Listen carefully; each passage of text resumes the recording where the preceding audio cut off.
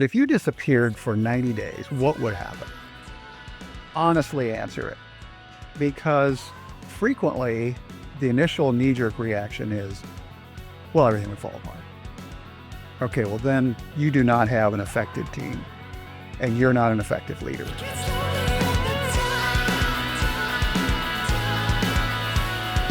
Welcome back to From Grit to Growth. It's me, Jennifer DiMotta, and my Esteemed colleague, esteemed colleague, of course, Mark Hasebroock. And we are sitting in Omaha, Nebraska, really cold right now. So, if you're listening to us from a warmer location, good for you.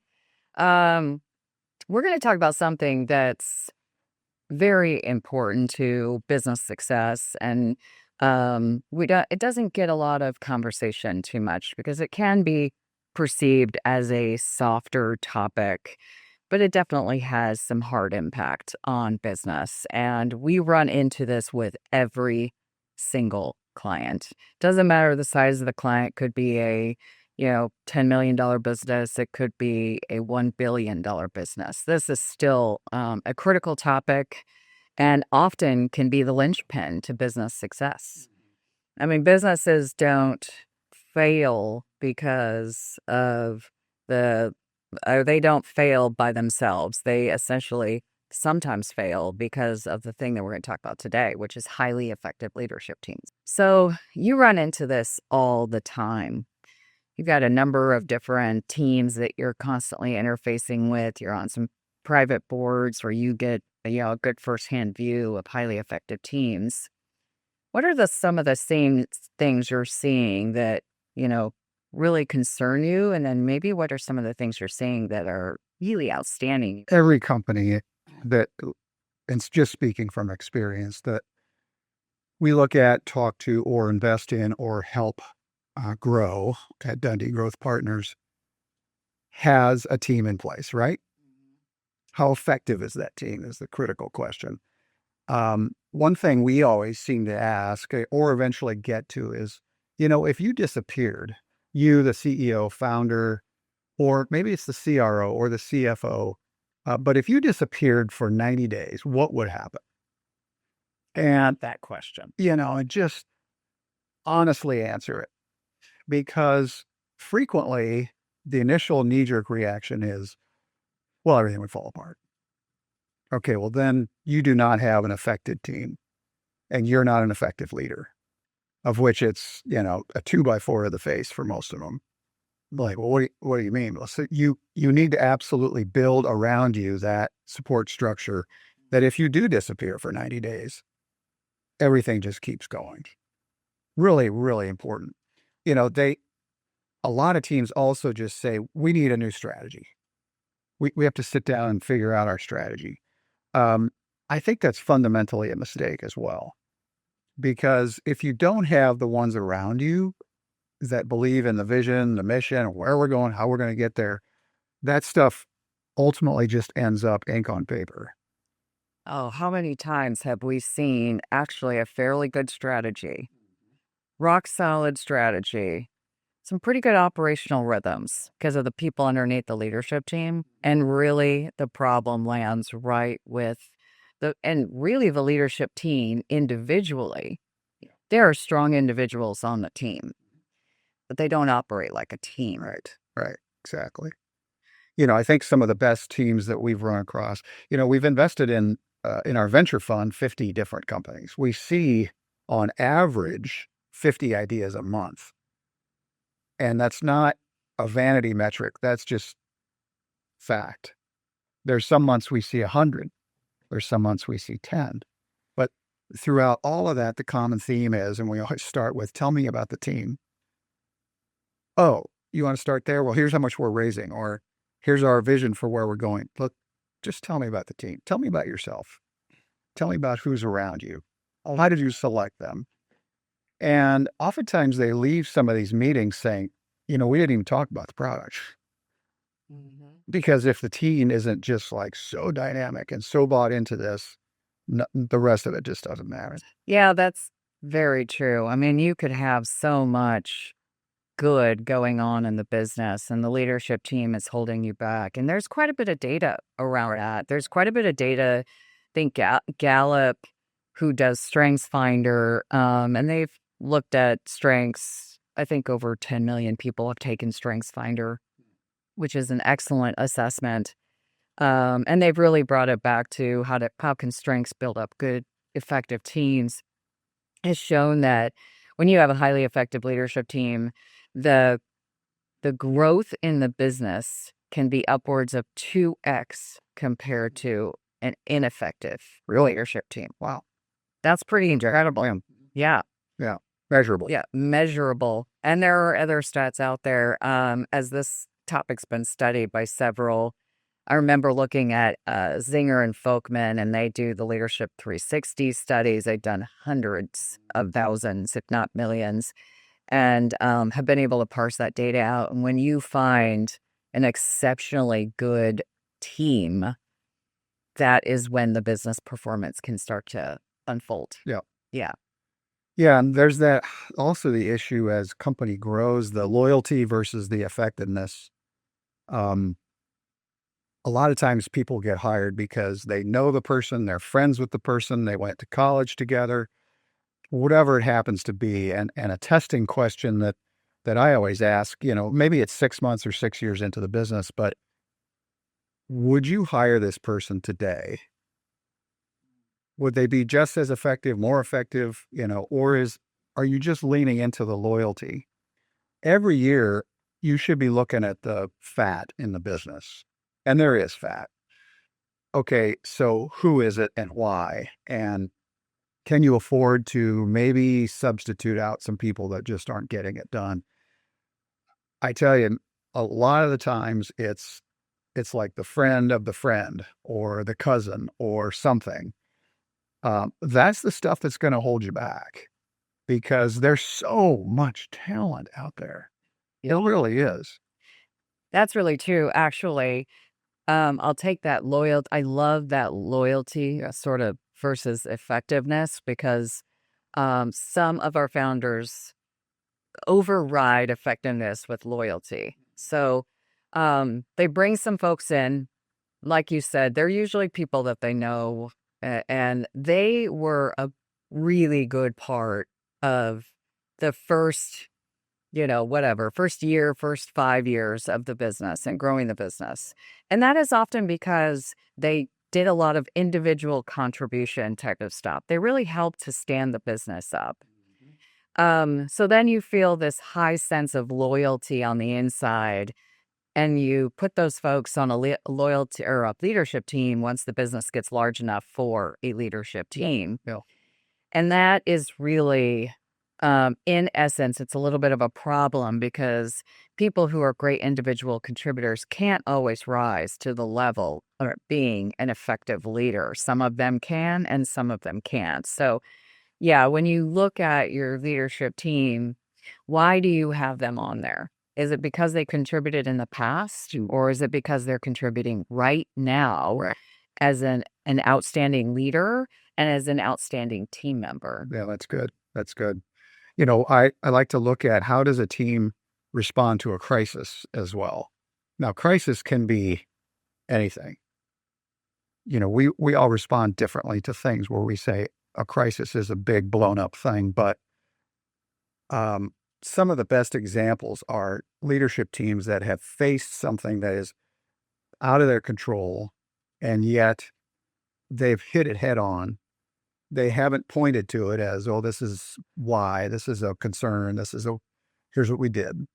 But when you not only see and hear, say, the focal person, the CEO or the founder, communicate clearly, that the team also is collectively nodding their heads like, absolutely, this is what we're doing. You should be able to go to any person and say, let's use a real example. There was a company that we invested in called Somersault, which is women's swimwear.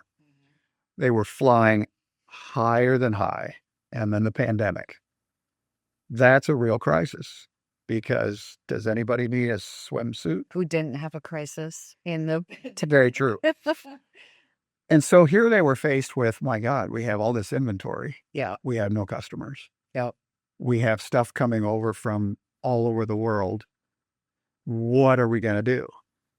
And, they could easily have just said, well, this isn't our fault. This isn't an issue. But I remember going to the revenue officer, the CFO, the operating officer, the people in the warehouse, and every one of them had the same message.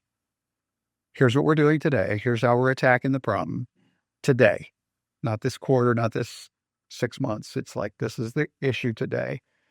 And you just sit back and think, okay, that's how you solve something. So when there's a crisis, it's one thing. When things are flying high and just doing so well, it's another. But as long as everybody is on the same page. And to me, it's if that focal point, the CEO, is the person communicating clearly and consistently to everybody outside the organization and inside, I think that's a win. One way I like to look at a leadership team and how effective they are, because there's a variety of ways of how do you know you have an effective team, is balanced, clear communication in team environments. So like we're working with a very sort of newly framed team later on today. Yep. And they don't have the most balanced, clear communication. This is something we're working with them on. So just like you said, when everything is going really well, it's really not that hard to appear effective. But when you have problems and things that actual leadership teams should be able to work through in a very healthy way, that is when you get to really see if there's an effectiveness about the leadership team. And what I often see is when you don't have the most effectiveness, I don't know if you see this, is first of all, in many team environments where they're not truly that effective, it's usually one or two people talking the entire time. Right. And the other people nod their heads or don't say what they really want to say. Yeah. That's a problem, number one. Takes a good facilitator to kind of get that balance going across that entire leadership team. And the reason that's a problem is obviously then you've got a one-sided view. You've got those one or two people and that view counts, and the other leaders, the view doesn't necessarily get considered, even though that they might actually have the better views. Then the other thing is they can't talk it out.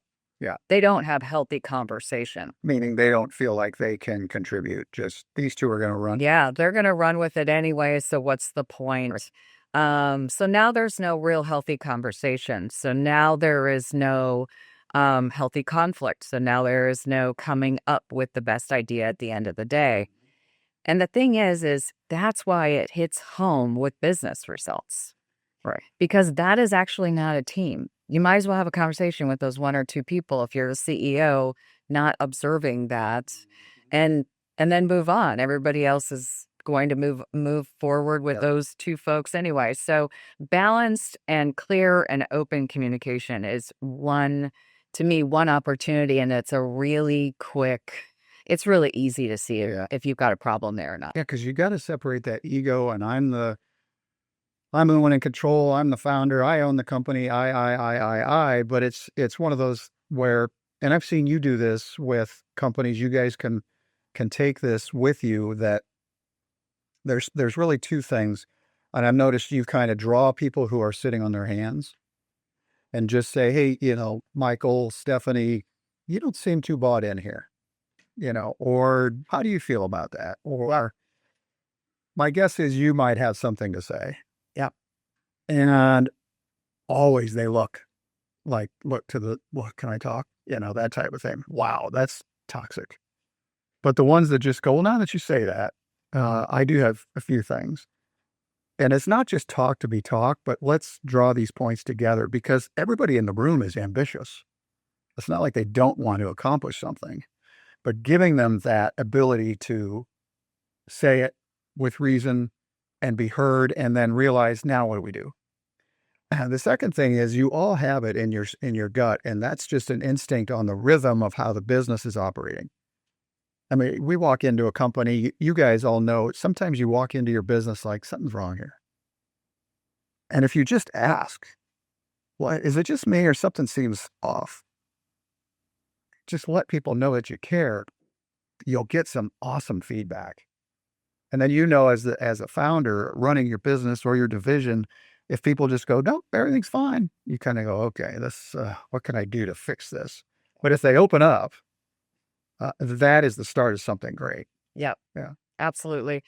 Another thing, and we just want to give you a couple points today, is the most effective teams have what I would call radical accountability. It's great. They are so onerous to the results. They are so onerous to being a valued part of the team.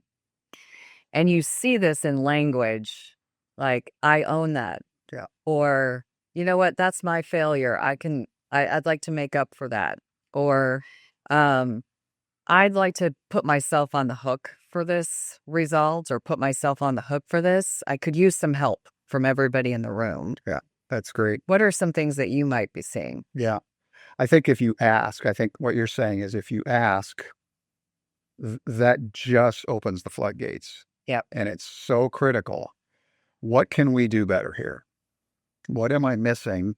The rhythm question, or specifically calling someone out for advice. I need help here. Showing the word is overused, but vulnerability. Like, I own this, you guys. This is on me. Something seems off here. These results aren't tracking. Our reports are late. And this excuse department's closed, but let's fix this together. Yeah. I love that, the excuse department. That's right. All right. So that was just a couple tidbits for today for building highly effective teams. Just going back to it, really look for radical accountability. Do your leaders really own the results of the business and can be a part of owning those results? Look for balanced, clear communication. And just like Mark said, vulnerability is so important. And then this whole loyalty versus leadership perspective. Look for really good leaders who are loyal, not loyalists who may or may not be leaders. So hopefully you got a lot out of today, and let us know. Give us some feedback. Love to hear Some from. comments. Thanks, everybody. Thank you.